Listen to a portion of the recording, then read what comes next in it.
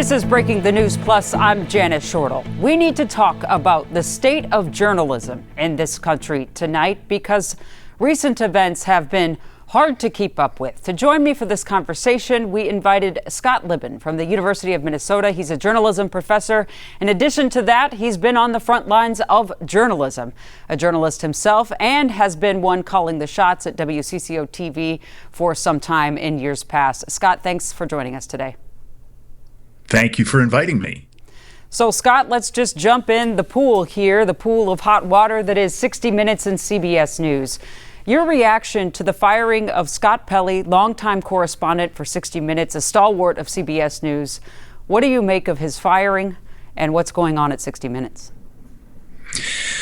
Well, I don't think anybody knows yet what to make of what's going on at 60 Minutes. A lot of this is speculative. Barry Weiss hasn't been there long. Nick Bilton just got there, was just introduced. So everybody's waiting to see what this new management team will do. I think what is clear, and I advise my students to avoid cliches, but it's hard in this case. What seems clear to me is that a legendary, very influential and widely respected journalist, Scott Pelley, decided he had found the hill he wanted to die on. That this was the moment when, again, another cliche, he decided to go out in a blaze of glory. Yes, and you're referring to, there was a meeting on Monday with the staff at CBS 60 Minutes where Scott Pelley went, as a cliche goes, a scorched earth on new management. It's another one.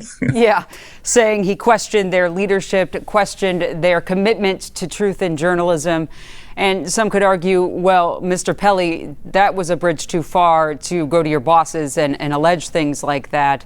Others within the organizations have leaked out that they're with Scott Pelley. He was speaking truth to power, and power needs to listen. If you are a manager and a news person in your organization comes at you as a manager with those kinds of allegations saying he doesn't trust you and that you didn't earn your job, do you have to fire him? Well, no, but it depends on the circumstances, right? Let me say, in the spirit of full disclosure, I really like Scott Pelley. I mean, I had occasion to meet him once personally. I was given the privilege of handing him an industry award that he richly deserved. He was very kind. I admire his work, and I have for decades.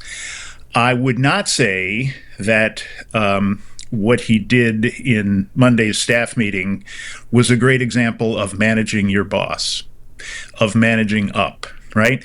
I had people come to me frequently when I was running newsrooms, WCCO, KSTP before that, with concerns, and sometimes they were passionate concerns, and sometimes they disagreed with me, and guess what? Sometimes they were right.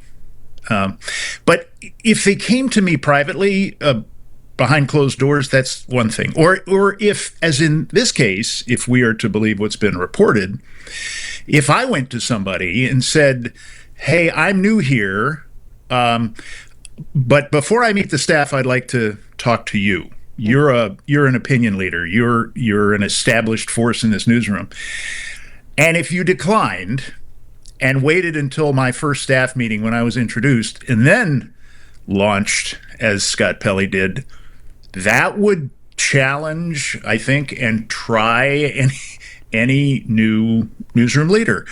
I wish it could have been resolved without Scott Pelley's dismissal, and there apparently was some follow-up. Again, I have no inside information, but what's been widely reported is that Nick Bilton and Scott Pelley met again later that afternoon, and it was only after that, which I think was a closed-door meeting without a cast of dozens in attendance, it was after that Bilton fired him. And just for the folks listening to our conversation, Scott, what happened with Mr. Pelley did not just happen out of nowhere. This is coming after some high-profile dismissals, firings, and retirements, even of Anderson Cooper, all in line with questioning the leadership and editorial control being thrust upon the 60 Minutes entity brand that has been healthy for nearly 59 years in this industry. And that has to weigh into this conversation too. 60 Minutes is the biggest non-sports show on television. It makes $200 million a year in revenue for CBS. It's been on for 59 years. It is respected by its viewers and by the industry. Why would new management come in and say, 60 Minutes, you are what we want to shake up? Yeah, good question. And I don't know the answer to that. I don't think it's the only thing that this new management team at CBS wants to shake up.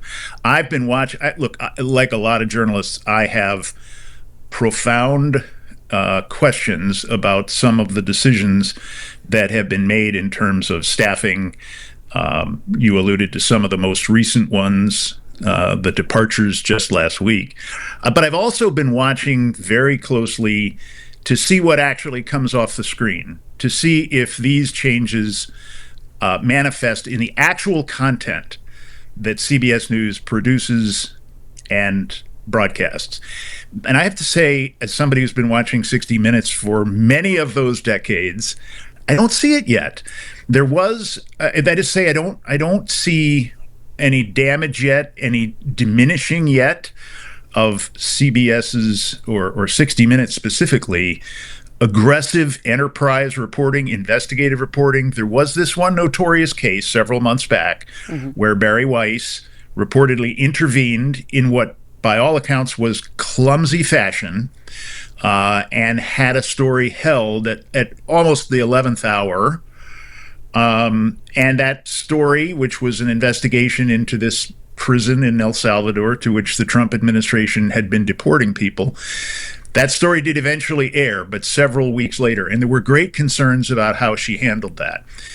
In the long run, the story aired in almost identical form. It didn't really change very much. Apparently, she wanted more Trump administration response. Trump administration declined to participate any further, and the story didn't really change much. That gave pause to a lot of people, and to me as well. It didn't seem to be very smoothly handled. But again, the piece aired. It wasn't exactly gutted or sanitized.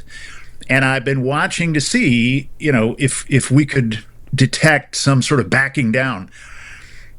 President Trump himself has said over the last several months, they're rougher on me than ever before. He seems impatient. I don't so far see that 60 Minutes is bending the knee in any way or backing off. It's legendary journalism. And to that point, I want to bring up this point that Mr. Pelley made that really caught the attention, to say the very least, of people in journalism, yourself included, myself, and everybody in this industry. When Scott Pelley said in his letter, "New management has instructed me to inject falsehoods and bias into a politically sensitive story. I have been told to include assertions that are unverified." That is a huge statement to make. The implication that CBS management is saying, bend a little to this political wind. What is your, for Scott Pelley to make that allegation means that he has evidence, and he doesn't strike me as the type that would lie or make something up. It's hard to imagine that he would lie or make something up. I will agree with that, but I want to know so much more about that. First of all, whatever he's alluding to happened before Nick Bilton's arrival, right? Because Bilton was just introduced on Monday. It may have happened, whatever it was, under the management of Barry Weiss, and I want to know more about that. It's hard for me. I don't know Barry Weiss. I don't have the positive impression of her that I do of Scott Pelley. But it is, so it's hard for me to sort of play devil's advocate on her behalf. Right. But I will say this, just in an effort to be fair. It wouldn't be the first time in journalism that a reporter and an editor or a manager had differed about a story. What Scott Pelley is saying, was instruction to insert falsehoods. If that's absolutely true, beyond dispute, it's wrong. It is, as you say, as serious as it gets. But there are differences of opinion when it comes to editorial discretion, and editorial discretion is the job of executive producers and editors-in-chief and news directors and people like that. Where do you think this whole episode and what has gone on since Barry Weiss taken over CBS in October with the pulling of that CCOT story that did eventually air, then this just mass exodus at 60 Minutes of some of the most well-respected journalists, both on camera and off camera, where does this leave the credibility of CBS News in the American news consumer mind? Or do you think that the American news consumer mind isn't paying attention to all of these moves?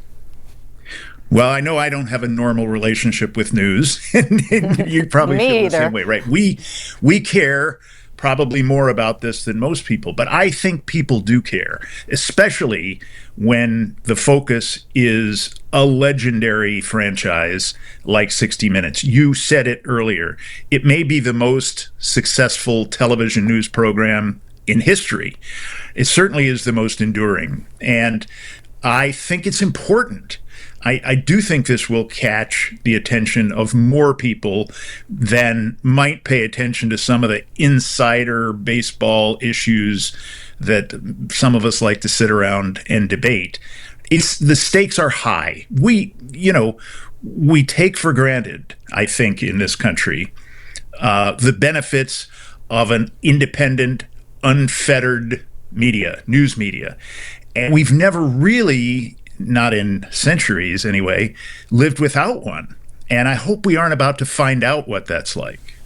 Yeah, Scott Pelley goes so far as to describe, I interviewed him once several years ago, and democracy depends on a free press. Those are his words. That is what he believed until the day, I guess, he left CBS News, and we'll see where he pops up again. Scott, I want to ask you, because you are in the classroom with the next generation of journalists. You were in the classroom today talking to journalists.